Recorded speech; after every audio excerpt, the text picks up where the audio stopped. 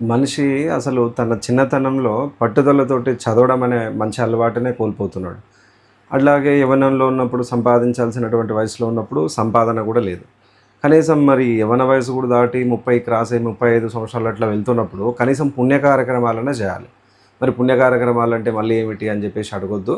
పుణ్య కార్యక్రమాలంటే కనుకున్న తల్లిదండ్రులు చెప్పినట్టు మాట వినడం, లేదా వాళ్ళకి సంబంధించినటువంటి వ్యాపారం, వ్యవసాయంలో పాల్గొని వారికి సహాయపడుతూ సేవ చేయడం, లేదా దేశ సేవ చేయడం, ధర్మ సేవ చేయడం, సమాజ హితం కోరడం లాంటివి పుణ్య కార్యక్రమాలు. కాబట్టి చిన్న వయసులో పట్టుదలతో చదవలేని వాళ్ళు, అట్లాగే యవ్వనంలో సంపాదించే సమయంలో సంపాదించకుండా ఉన్నవాళ్ళు, అట్లాగే కనీసము వయసు పెరుగుతున్న కొద్దీ పుణ్య కార్యక్రమాలు కూడా చేయని వాళ్ళు అసలు విజయాన్ని ఏ విధంగా కోరుకుంటారు? ఇది తప్పు కదా. కాబట్టి విజయం సాధించాలి అని కేవలం కోరికుంటే సరిపోదు, దానికి తగ్గట్టు కృషి చేయాలి. చాలామంది జీవితంలో విజయం సాధించాలంటే ఏం చేయాలి, ఏం చేయాలని దాన్ని వెతకడం కాదు, ఆ వెతికి చూసినటువంటి లక్షణాలని జీవితంలో ఇంప్లిమెంటేషన్ చేసినప్పుడు మాత్రమే జీవితం అనేది మారి విజయానికి మెట్లు ఎక్కడం అనేది జరుగుతుంది. కాబట్టి చిన్నతనంలో ఉన్నప్పుడు పట్టుదలతో ఎట్లా చదవలేదు.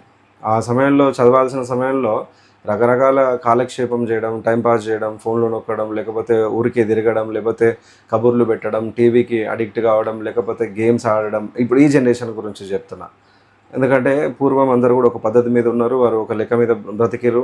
ఒకవేళ చదువుతో పాటు ఉద్యోగాలు లేకపోతే ఏదో వాళ్ళకు ఉన్నటువంటి వృత్తిని చేసుకుంటూ జీవనం కొనసాగించారు. కానీ ఇప్పుడున్నటువంటి జెన్జీ వాళ్ళ గురించి కూడా ఆలోచన చేయాల్సి వస్తుంది. కాబట్టి అట్లా చిన్నతనంలో పట్టుదలతోటి చదవలేదు. కనీసం యవ్వనంకి వస్తే ఈ ఎంజాయ్మెంటు, ఈ ఫోను, డీజేలు, సాంగ్సు, సినిమాలు, షికార్లు, అమ్మాయి, మందు తాగడము, డ్రగ్స్కి అడిక్ట్ కావడము, ఇట్లా అంటే రకరకాల పనికిమాలి. అంటే దేశానికి ఉపయోగపడే యువత యవ్వనంలో ఉన్నప్పుడు సంపాదిస్తేనే ఇటు కుటుంబము, అటు సమాజము, అటు దేశానికి చాలా ఉపయోగం. దేశం కూడా దృఢంగా అవుతుంది, తన కుటుంబం కూడా, తన ఇల్లు కూడా దృఢంగా అవుతుంది. చాలా మనస్థైర్యం పెరుగుతుంది, మనోధైర్యం పెరుగుతుంది, ఆర్థికంగా ఎదుగుతారు.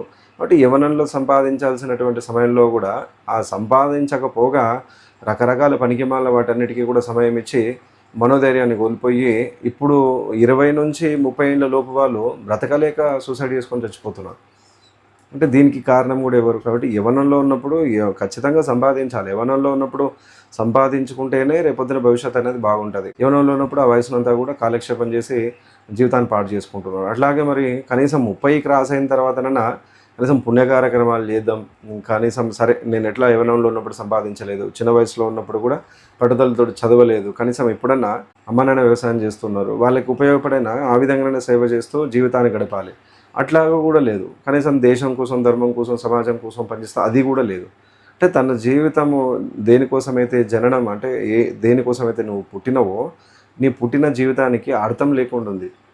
పుట్టినప్పటి నుంచి పట్టుదలతో చదువు లేదు కాక చివరి వయసు పెరుగుతున్న కొద్ది పుణ్య కార్యక్రమాలు కూడా లేవు. అంటే నీ జీవితానికి ఒక అర్థం లేదు, నీ జీవితం వల్ల నలుగురు ఉపయోగం లేదు, నీ జీవితం వల్ల కనీసం నీకు ఉపయోగం లేదు, నీ కనుక్కున్న తల్లిదండ్రులకు ఉపయోగం లేదు, సమాజానికి మేలు లేదు. కాబట్టి అసలు ఏంటి కోసం నీ పుట్టుక? అంటే పుట్టినందుకు మన జీవితం ఒక అందంగా ఉండాలి కదా. ఒక ఫంక్షన్కి వెళ్తున్నప్పుడు మంచిగా స్నానం చేసుకొని కలర్ఫుల్గా తయారయ్యి ఫేస్ మీద ఏ మచ్చలు అంటే సహజంగా వచ్చే మచ్చలు కాకుండా మామూలుగా ఏదైనా దుమ్ము ధూళి అట్లా ఉంటే శుభ్రం చేసుకొని నీట్గా తయారయ్యి ఎంత చక్కగా వెళ్తాము, మనం ముఖాన్ని ఎంత అందంగా చూపించుకుంటాము, మన డ్రెస్ని ఎంత అందంగా, మన జుట్టుని ఎంత చక్కగా దువ్వుకుంటాము. అటువంటిది నీ జీవితంలో పుట్టినప్పటి నుంచి అంటే ఎట్లా తెలివి అవగాహన ఉండదు. కనీసం ఒక సర్టన్ ఏజ్ వచ్చిన తర్వాత ఏది మంచి ఏది చెడు అనే అవగాహన ఉన్నప్పుడు సరైన నిర్ణయం తీసుకోకుండా జీవితాన్ని ఎందుకు పాడు చేసుకుంటున్నాం? కాబట్టి ఇప్పటికైనా సరే ఈ 3 అంశాల్లో చిన్న వయసులో ఉంటే పట్టుదలతో చదవండి, యవ్వనంలో ఉంటే సంపాదించడం కోసం సమయం ఇవ్వండి, యవ్వనం కూడా దాటిపోయి 35 అట్లా క్రాస్ అయితే కనీసం పుణ్య కార్యక్రమాలను చేసుకొని ఏదో ఒకటి చేసుకుంటూ కాలమన్నా గడుపుతూ ఉండండి. కాబట్టి ఇటువంటి పనులు చేసి అప్పుడు విజయం కోరుకోండి మీరు. అట్లాగే ఇది నోటి లెక్కన కాదు, శాస్త్రం ప్రకారం శ్లోకం ఉందని చెప్పిన కదా, ఆ శ్లోకం కూడా స్క్రీన్ మీద ఇస్తా. మీరు కూడా మీకు తెలిసిన వాళ్ళకి జీవితంలో బాగుపడడం కోసము దీన్ని షేరు, లైకు, కామెంటు ఇవన్నీ ఎప్పుడు చెప్పేదే.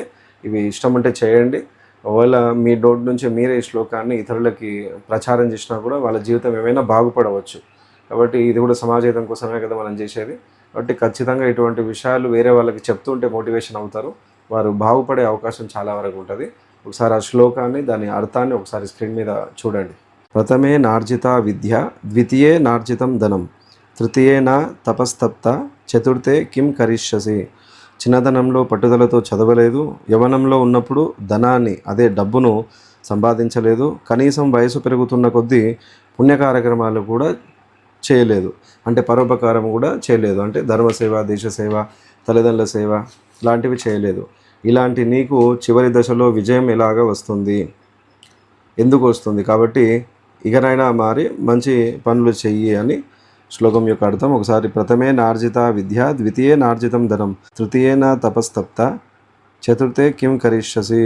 ఎంత మంచి శ్లోకం చూడండి. కాబట్టి జీవితానికి చాలా ఉపయోగపడతాయి. ఇంతకుముందు కూడా నేను ఇంకో శ్లోకం దాని అర్థం చెప్పిన, ముందే శ్లోకం చెప్తుంటే ఇదేదో అనుకుంటున్నారు. అందుకనే ముందు మంచి చెప్పిన తర్వాత శ్లోకం చివరిలో చెప్తే అవసరం ఉన్న వాళ్ళు నోట్ చేసుకొని ఎక్కడైనా వారు చెప్పేటప్పుడు, ఏదైనా స్పీచ్ మాట్లాడేటప్పుడు మోటివేషన్ చేయడానికి ఇటువంటి ఎగ్జాంపుల్స్ చాలా ఉపయోగపడతాయి.